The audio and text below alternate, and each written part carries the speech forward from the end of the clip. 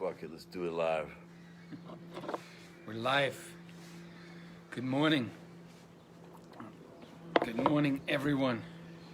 Another day in Florianopolis in the south. Sea was rough this morning, my friends. The sea was wild that day, my friends. Whoever knows who we're quoting, you win the internet. Whoever knows what? Whoever knows who we're quoting, who we are quoting. You win the internet. So, yesterday, our friend, a young man who's thinking about coming down here to live with us, be mentored, he was asking me about, he's like, Michael, I've tried to apply the stuff you and Hans are talking about on your podcast. And I think we've just vaguely talked about our contracts, our rituals, this sort of thing. We haven't really given instruction on it. But he's like, I've been trying to do it. Yes. Man, I can't do it. I gave him my ritual. So he knows the steps. Yes. But knowing is not enough. Knowing is not enough. I told him it's probably most powerful because it is complicated. It's so powerful, but it takes attention day after day after day for several weeks to really hone it, and then it typically takes like someone to do it with you. So I think it's best done in mentorship. But I think that's the biggest part. If I look at me, that's the thing that completely changed it. If I have one other man who does it with me, yes, I will not be the weakest link. Yes. No, and that's the thing that changes it. If I have one other man doing it with, I'll do it. Yes. But without, it's very hard for me. It's very similar to, waking up in the morning is very similar to this metaphor of being awake in life. People out there talk about, they use the Matrix movie as the metaphor, right? Taking the red pill and now because I have this knowledge, I'm awake, other people are asleep. Or, different people like wake up to how the world really is or how things really are, and they now feel like I'm somehow above because I have this knowledge. But unless this translates into action in their life that's powerful for them, that gives them advantages, that moves them forward to being who they want to be and to being a great man for their people, to me, they're not awake.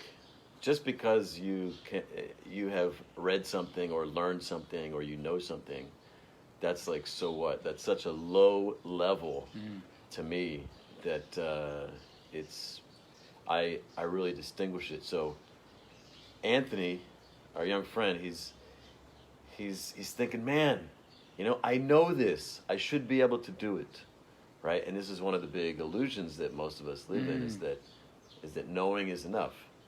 Knowing is not enough. You need to be awake to it in the moment. And how I distinguish awake is the knowledge is so integrated with your values and with this moment that you naturally feel like taking action. And so it's a process to awaken. It's like waking up in the morning.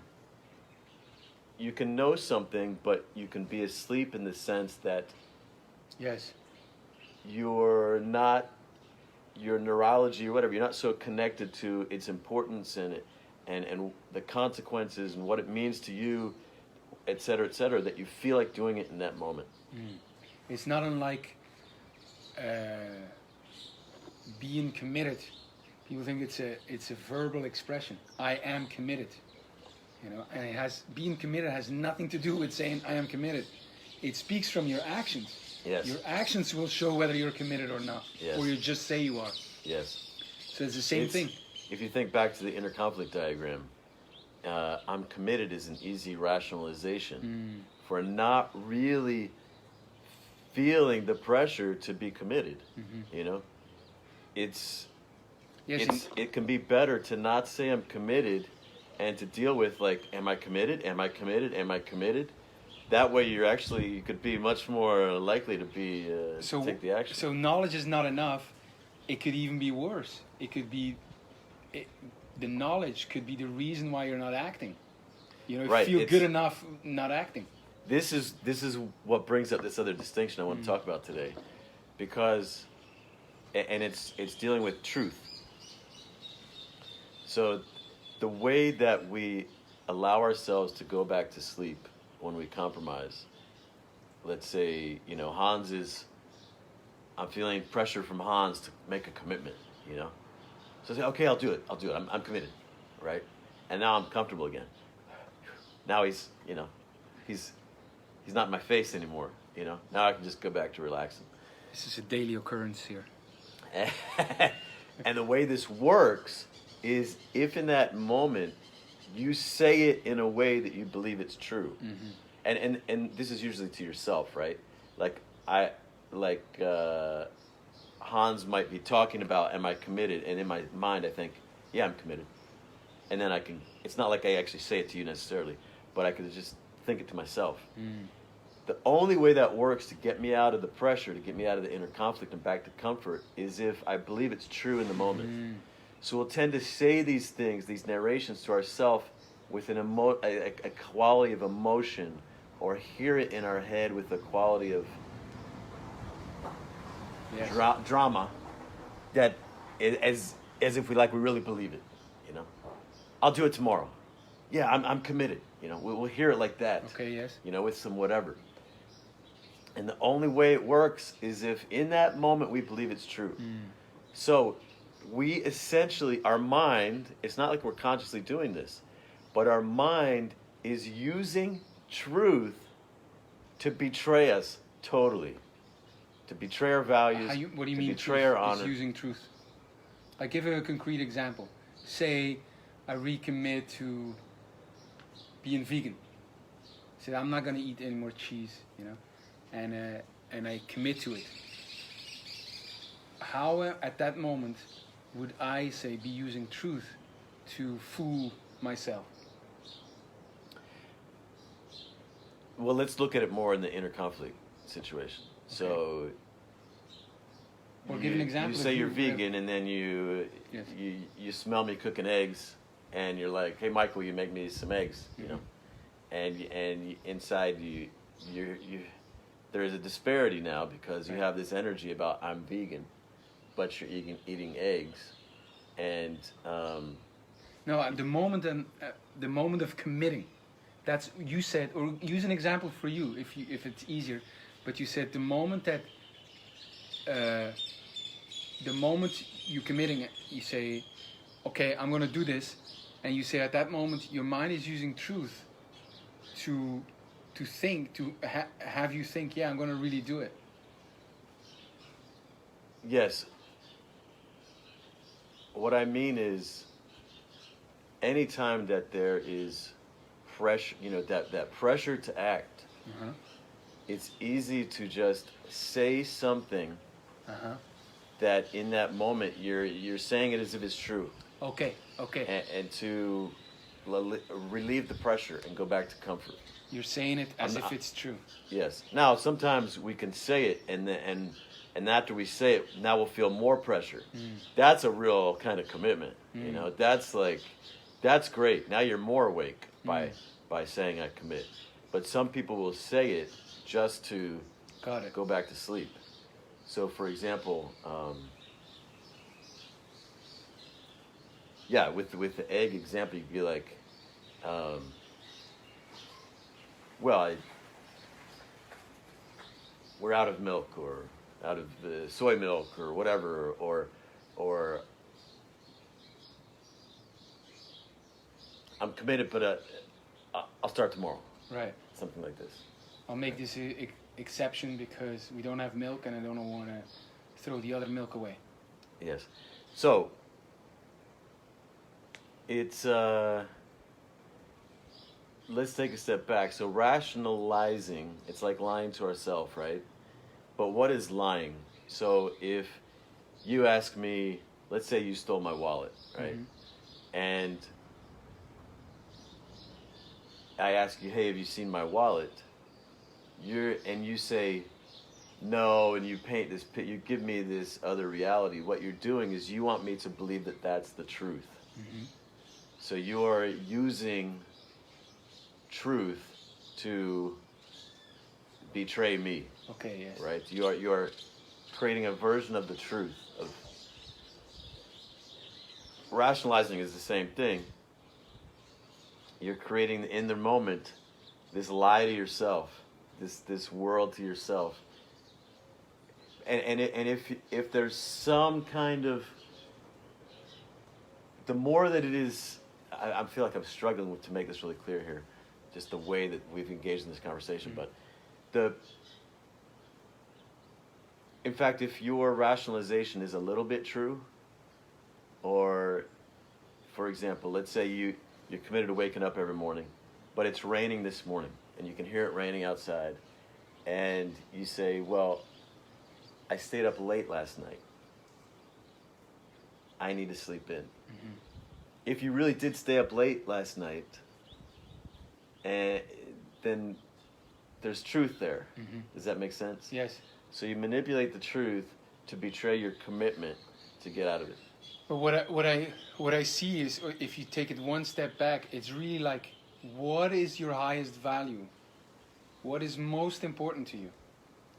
That's really what decides whether it's truth or a lie, or whether it's a sacrifice or you're compromising. It's like, what are your most important values? What have you committed to before? That's going to decide whether you're fooling yourself or not. If my commitment is one to, I am getting up in the morning, no matter what, if that's my commitment, then me explaining that to myself is obviously a lie. Well, how I think about it is, if you're just kind of half-consciously avoiding the inner conflict, you're compromising and then rationalizing to yourself. This in itself, the way of engaging in the conflict, is a compromise. It'll compromise your values, your honor, your power, everything. And because you could make a really conscious choice to go back to sleep, or you could make a really conscious choice, make a stand to get up and go do your rituals. And with either, you could still have your honor and you could have your power and all of this. It's more about this half-conscious way of not facing the call of two of your values. One is to rest. The other is to get up and do what you said you were going to do. You have two values there. Yeah, but it's very hard, because if a real value is resting, then being conscious about that is almost going against it, because resting and sleeping is like being unconscious. So I can see the inner conflict for me, and it's not made clearer now, because becoming more conscious means I'm waking up more to realize that I want to sleep more. It's not what I want to do. I want to continue to sleep, So is that what's going on for Anthony, if he asked that? If he asked the question? What? Like, he's been struggling. He says, I want to wake up, basically. I don't know what's going on in his bed in the morning when his alarm goes off or whatever. I don't know. But all of this was intending to lead up to a different distinction, right? And I'm thinking of people watching this, and I don't think we've done a good job in laying a foundation here. It's kind of gone off into some different tangents and hasn't been really clear. But the distinction I want to bring today is truth versus honesty versus validity. So set all that other stuff aside for now. You can look at how truth is manipulated in a court of law. Right? So if, let's say I'm a prosecutor and you're the defendant, and let's say you did not kill someone, but I'm trying to prove that you did. What I want to do is build a case to the jury and have enough people believe it that they convict you and send you to prison. Right? This is my goal. And your attorney, he wants to present another case, what is a case? It's like a story, right? A version of events. And this is what they're competing with, right? So I have you on the stand, and I ask you, is it true that on the night of whatever, you were in this place, true or false? And you say true, that's true. And then, and is it also true that blah, blah, blah, blah. And with this, just, you don't have the freedom to speak and provide the whole context. Mm-hmm. Is it true that you brought a knife with you to that party? True or false? Just answer the question, true or false? True. And he can build all these things with truth to build this story that paints a picture that makes it look like you're guilty, right? And your defense attorney can do the same kind of a thing. It's the same way.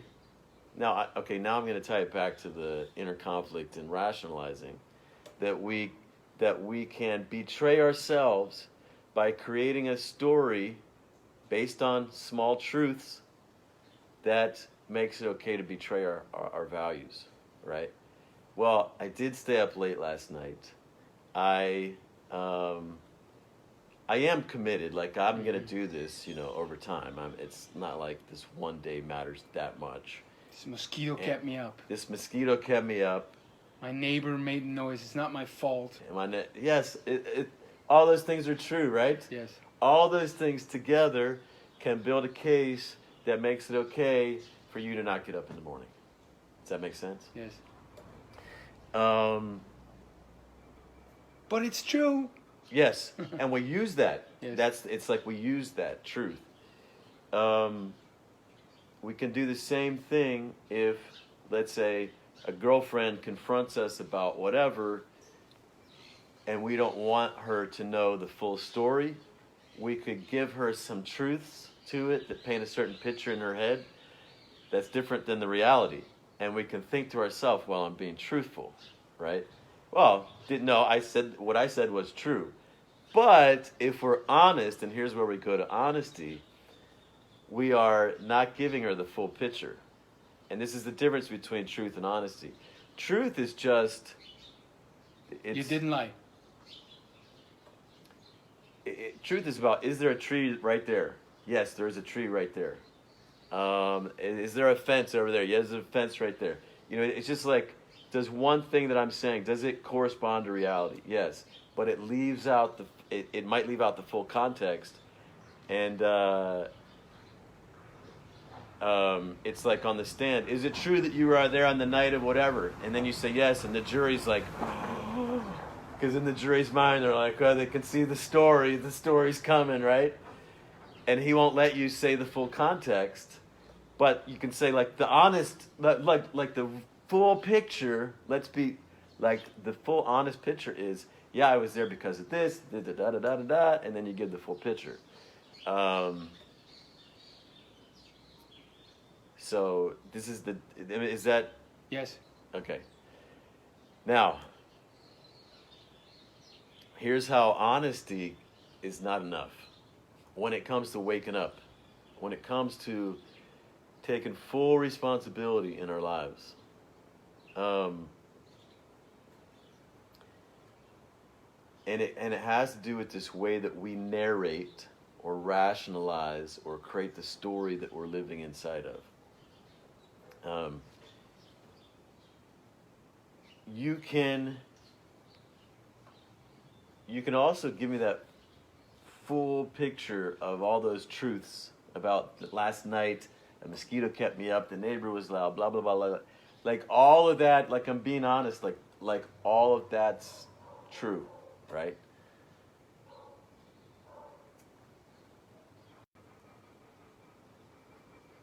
But the way that you put it all together can lead you to honor your commitment to get up or to not honor your commitment to get up.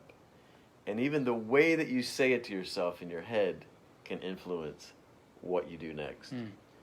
So I think the distinction that is more empowering, that is more powerful, is the way that I'm narrating the story of what's going on in myself right now. Is it leading me to be present to my values and honor them, stand for them, or to betray them? So so what's important here is not just does what I'm saying concur with reality? Does it agree with reality? And it's not just, is it a more wide scope picture of reality, but is it actually leading me to be the man that I stand for being? And if it's not, then it's not valid, meaning it's insufficient. That's exactly what I've been. There's a whole philosophical discussion about this that I'm not going into, but when I'm helping guys, I tell them a lot. Don't ask what's true. Ask what is helping you. Is the story that you're telling? We tend to say, is it true or not, or is it honest or not? But what if you would say, you look at the story that you're telling yourself and you say, is it helping me forward or not? And you would say, is it in line with your values? Is it helping you to move forward? And so we have a very strong, in society, a very strong say, wow, this is how I see it too. We have a very strong desire, or we put a lot of value on truth. We put a lot of value on truth, and we don't put the same value on, say, is this working for me? Yes. Am I being seduced by that idea? Yes. Is it helping me forward? Yes. And it's incredible how the stress on truth will help you. Yes. Help you get stuck and not act in accordance with your values and not move forward. Yes. Love to Back in the day when I was developing the Wealth Warrior work and the distinctions and all this, I wasn't participating like in any transformational programs. I didn't have a coach. There was like none of this. It was all about how can I awaken myself. And it's like, okay, I can't, like truth. No, I'm not going to measure my thoughts based on that. Honesty, I'm not going to measure it on that. A higher standard is needed, And then with allies to hold you accountable, and you're using similar standards, and like, when you challenge a brother, right? And we used to give each other really hard feedback, and guys can respond to feedback like you're not seeing the full picture. Like you want to defend yourself because, yeah, he saw that and he can see how it's not in line with your values, but he doesn't know the full picture, the full honest which is picture. in line with truth. Right. So he's saying, well, yeah, that's true, but here's the honesty, right? Well, let's go to the next level. Honesty's not enough. And so like when we've been staying in this space, and for me, like stopping to make sure our place is clean and really clean is not the highest value to me. It's more like my focus. I don't want to stop a lot of times and clean or whatever. It's like, for me, it's more about staying focused. And for you, it's really important to have the place clean. And I often heard your things as complaints to me, and your suggestions that we take it to a higher level and all that. But once we really kind of took our ally agreement to the next level, like I know the alliance dynamics. If you challenge me, and I constantly, or you bring me criticism, and I constantly don't take it in and find a level up, maybe you'll stop doing that, right? And I'll stop leveling up as much.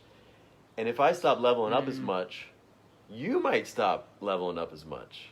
It's such an upward spiral, downward spiral thing. So I want to take in what you bring to me, because I want you to keep bringing things to me. Right. Because like I say, I'm committed to this. We deceive ourselves so much. We put ourselves back to sleep. Right. This default self-guidance system wants us to go back to the being comfortable at the lower level. Yes. So like, you can see it more from me and when I'm not doing it. So I want you to say it. That's why, two things. That's why, one, we don't need gurus who are teaching us what we need to know. Yes. We need brothers who hold us to act in accordance with your values. Allies. Yes. And so it means the very practical thing is when you see your stories, when you see your own stories, your own narrations, what you can look at is, instead of saying, are they true or not, see, are they helping me forward or not? Are they helping me to act in accordance with my values? Are they helping me level up? Yes. And that's a great awareness, I think, if you are in a moment of, say, I'm waking up, you know, and I want to sleep, and I say, well, fuck, mosquitoes, and you notice, yeah, it's true. If you can at that moment, Anthony, if you can think at that moment, is this helping me to level up? Is this working for me, what I'm telling myself now? And if not, change it. Yes, You know? and an even higher level is thinking of the alliance. How is this going to impact Michael being committed to wake up? Right. Because if Michael stops being committed to wake up, it'll be easier for you to not wake up more days, right? And the whole thing could Yes. go down like this. But yes, and they're both the same in the sense of, you stop asking, is this true or not? Start asking, does this work or not? And it's funny because I never saw it, but now I do. It has been at the core of everything I do. You know, even in my philosophy studies. You know, it's not about truth. I write in the book too. If you know, truth is it's just one of the virtues. You know, and I think it was Mark Twain, who said, "Never let the truth get in the way of a good story. Never let the truth get in the way of a good seduction. Never let the truth get in the way of your higher self." Think about so what we tend to do is, here's a great way of thinking about in terms of like your conscious mind. You can only focus on so much at one time. Like consciousness is being conscious of something, right? We're not always conscious of everything that we've ever thought and whatever. We're like, consciousness is focus in a way.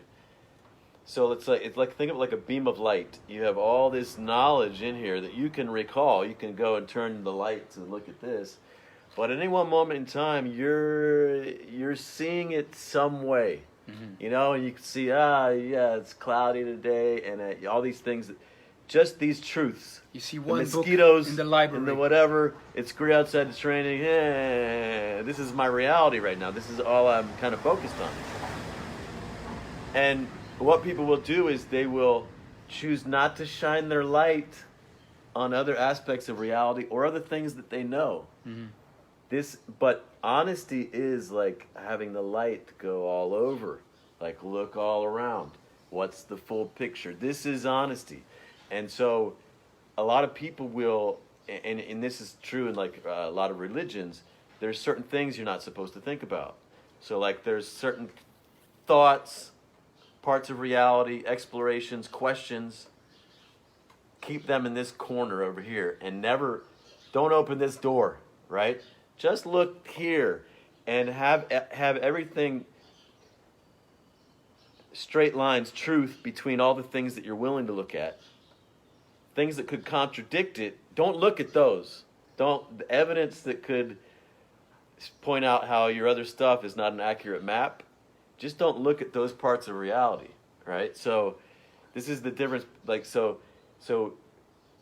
honesty is a much higher level than truth. Like if you think about, and there was an organization I was really paying attention to back in the mid and late 90s and early 2000s, and it was all about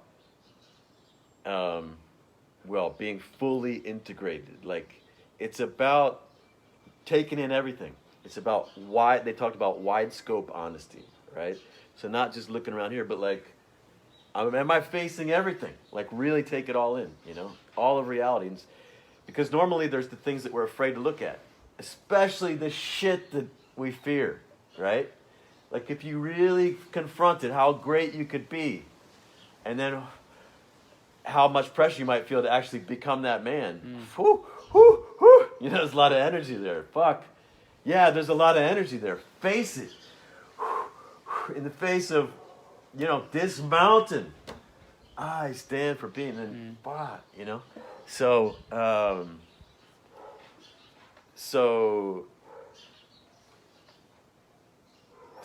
there's truth.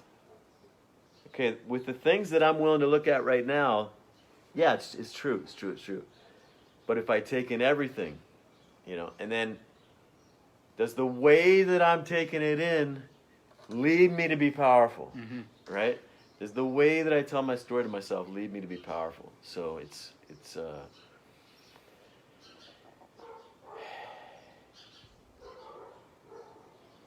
Yeah, I think our ideas converge there, and I didn't see it before. You know, there's other virtues than truth. The way I look at it, you know, and truth is so much pain has been inflicted in the name of truth. So much fooling ourselves has been in the name of truth. You know, just look at the Corona thing. You know, early on, you know, it was a one-sided panic reaction.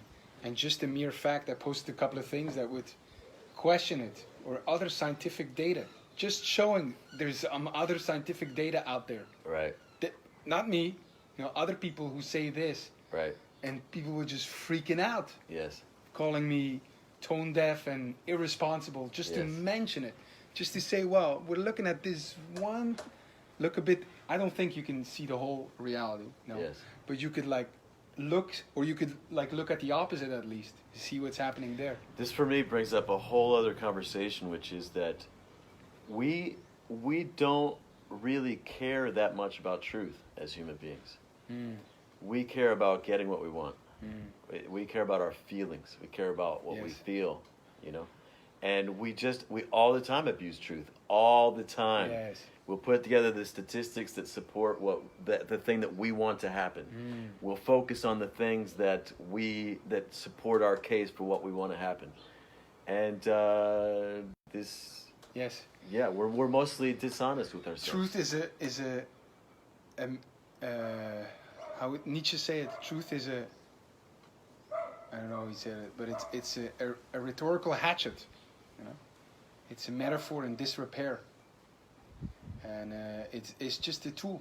People Yes. use tool because it's a virtue. They use it to back up and defend. I'm guilty of that, you know, and defend whatever they're feeling. Yes, yes. And you think about, if we bring this to conflict, let's say a guy in conflict with his girlfriend or something. She might come to him making a case. She's pissed off. She makes a case that he's a Right. total piece of shit. He's a loser, whatever. And she has evidence, right? You Yes. did this, da, you said this, da, da, da, da. And all these things can be true. Yes. But if she only says these things and she leaves out all the context of how he's great and the things that he did and whatever, and then it leads him to fucking attack her or leave or put himself down and not take action or whatever, like, what's the result of her doing that? And like, if he can understand, the more he can understand that, think about validity. Yes. You know, Validity with what? He can, okay, so he could be like, yeah, she's right. It's true. I did all that. It's true that, yeah, I'm a piece of shit. And then that leaves you where? And then Right. and then you just kill yourself, or you yeah, I don't deserve her. You leave, or you don't like what she's saying to you, so you fight her, or something. Like, all those things are not leading you to greatness. Right. To becoming a more powerful man, to leading the relationship to greatness. Even if you take validity with your own greatness, you could put the validity with the greatness of that relationship. Like when I went through this process myself, or when I hear guys talk about like radical honesty, you know, I'm like I'm just speaking the truth, you know. I'm like, you don't know, you haven't been relating for a long time or well to even speak in that sense, you know, as if honesty is such a straightforward concept, being aligned with truth, you know. And like, I went through a process where I would become radically honest, let's say, and speak my truth, not the truth, but speak my truth, you know. And that too was a rhetorical hatchet. It was ammunition for me to, in the relationship, to be strong and be able to say if something bad happened, well, I told you, you know. And then honesty became way more of a relational concept, the way I say it. It's a relational concept, which means it's not a semantical difference, but it's not just in line with truth, honesty. It is in line with what's needed from me to act so this relationship goes higher. So it's a win-win-win, you know. And then you would come in a situation where I, who really preach radical honesty, I want to speak honest, you know, for the protection of the girl and the relationship to the higher goal, that I would have to lie, which means I have to speak not in accordance with the truth, because at that moment it means less. It's not that important.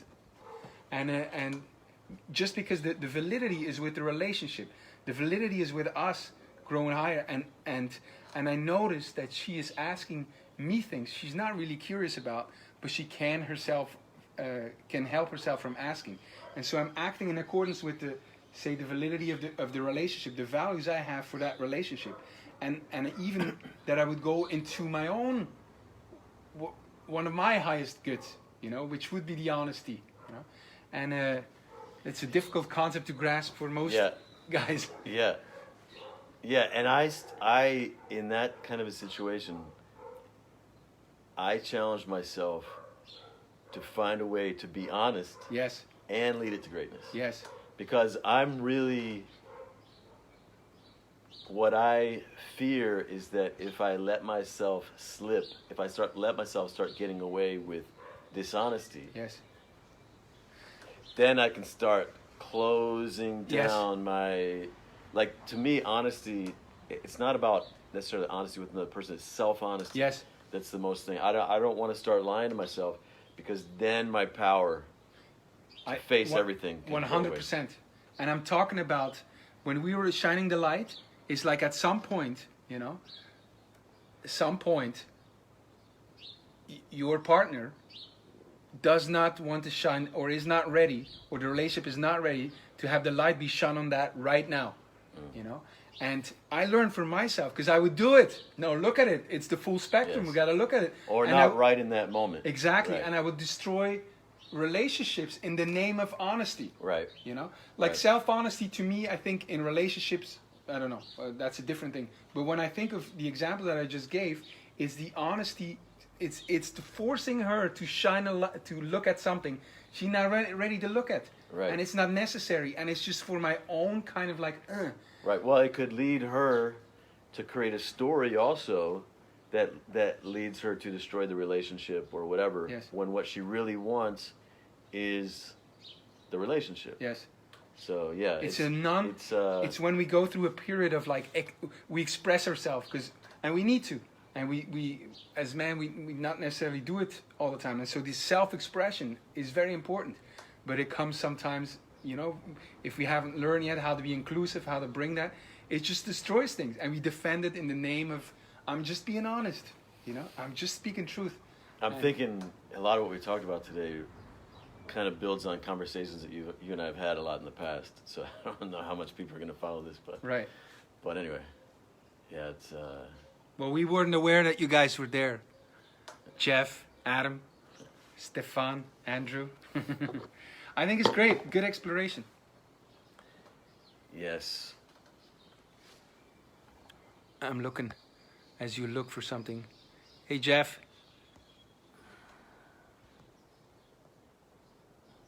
Yeah, I'm getting kudos from people. Thank you very much. All right. Well, it's almost time for our next ritual. So yes. Let's sign off. We'll see each other again tomorrow. Sayonara. Sayonara.